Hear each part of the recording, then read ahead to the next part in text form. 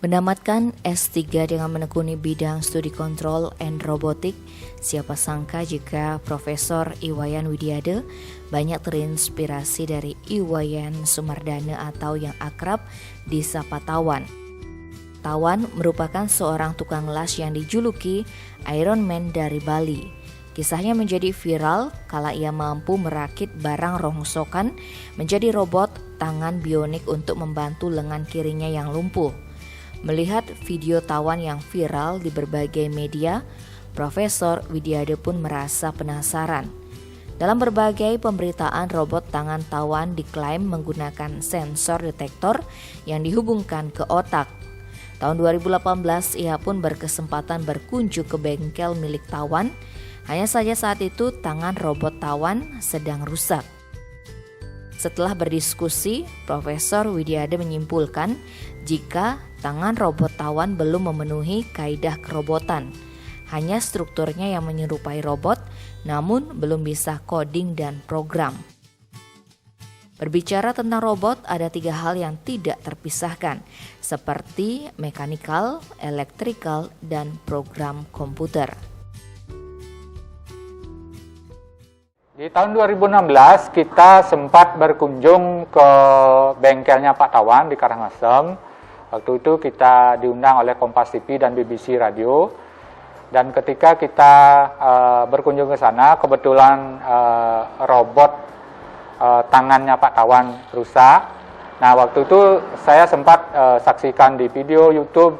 Itu dia menggunakan ini, katanya sensor detektor seperti di otak itu langsung dia pasang. Tapi saya melihat dari YouTube itu punya keyakinan ini sepertinya belum mewakili kaidah robotika. Dan ketika saya berkunjung, robotnya rusak, tapi saya diskusi. Nah, dari diskusi itu kesimpulannya bahwa itu belum mewakili teknologi robot, hanya strukturnya aja robot. Karena dia tidak bisa coding, tidak bisa membuat program. Karena di robotika itu ada 3 bagian yang tidak terpisahkan. 1 mechanical, kedua electrical, ketiga program komputer. Bayangkan, bagaimana kalau tidak bisa membuat program komputer? Artinya bendanya kan mati. Nah, tidak bisa bergerak, dia mati dia. Tidak mungkin, itu sama kayak toys tidak hidup. Kayak manusia, otak tidak ada kan tidak bisa hidup, mati dia. Nah, begitu. Jadi kesimpulannya seperti itu. Nah, dengan begitu juga akhirnya saya punya inisiatif, oke, saya akan nanti buat robot kaki dan robot tangan.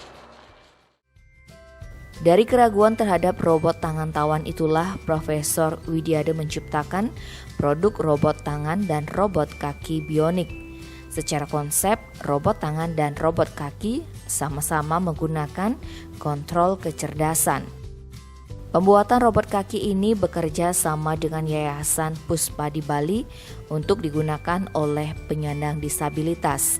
Yayasan Puspadi Bali memang memiliki banyak kaki palsu, tetapi masih digerakkan secara manual, sehingga dalam kerjasama ini pihaknya akan membantu pemasangan alat-alat otomatisasi.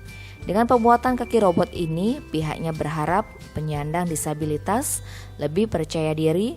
Jika dibandingkan dengan kaki dan tangan robot buatan luar negeri, pihaknya menjamin harganya lebih terjangkau. Nah, konsep robot kaki ini sama dengan ini juga, robot tangan ini. Nah, kenapa Tiang buat yang robot kaki ini Karena Tiang sekarang kerjasama dengan Yayasan Puspadi Bali yang beralamat di Jalan Bakung nomor 19 Topati. Karena di sana banyak sekali ada orang-orang yang disabilitas, jadi cacat kaki, tidak memiliki kaki. Nah, dengan produk robot ini, jadi kita sudah antara UNUD dan Puspadi Bali juga sudah menandatangani kerjasama MOU. Nah, nanti robot-robot ini kita bisa sumbangkan beberapa nanti ke Puspadi Bali.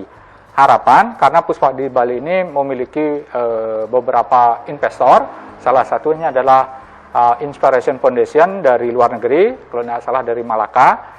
Jadi mereka Puspadi Bali mendapatkan komponen-komponen kaki palsu yang di sana hanya ada kaki-kaki manual aja, kaki palsu yang manual, belum otomatis. Nah, kita bisa kerjasama kolaborasi, kita ciptakan kontrolnya, kita ciptakan konstruksinya, kita ambil komponen-komponen yang bisa kita gunakan gabung ke otomatisasi ini. Dan hasilnya mungkin kita bisa sumbangkan beberapa di sana. Harapan ke depan investor ini tertarik untuk membuat produk massal, sehingga masyarakat ini bisa menggunakan robot ini ketika mereka, kan kita tahu bahwa masyarakat yang tidak punya kaki dia merasa tidak percaya diri. Kadang-kadang ada ini tekanan dari masyarakat. Nah itu kalau dia menggunakan robot ini, harapan bahwa perasaan minder dan lain sebagainya hilang, sehingga mereka bisa melakukan aktivitas yang normal. Nah itu harapan Tiang sendiri. Mudah-mudahan ke depan bisa tercapai. Tiang mendengar langsung cerita dari pegawainya Puspa di Bali. Dulu pernah dari Jepang ada yang menawarkan robot tangan. Nah ditawari 1,2 M, Pak. Bayangkan siapa bisa beli? Jangankan beli, untuk makan aja susah, kan gitu. Nah dengan robot ini tidak perlu biaya yang banyak, ya, tidak perlu biaya yang banyak. Bahkan makanya Tiang tadi katakan Tiang bisa sumbangkan beberapa robot nanti.